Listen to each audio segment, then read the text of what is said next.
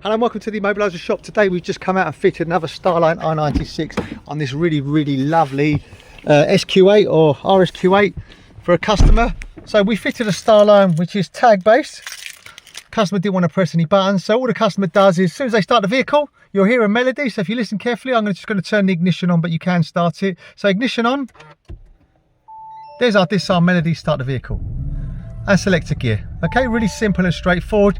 If the customer wants to place it in valet mode, they don't want to disclose the code or give them the tag, the way you would do that, as long as you're within the vehicle and within range, hold your finger here, watch it flash rapidly. Once it flashes rapidly, let go.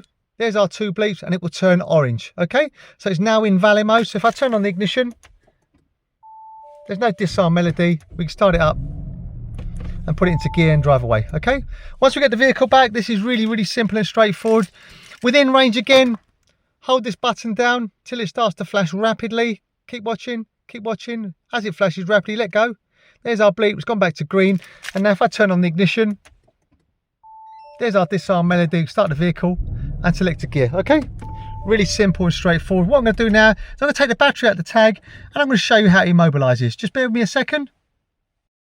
So now watch carefully, we've taken the battery out of the tag.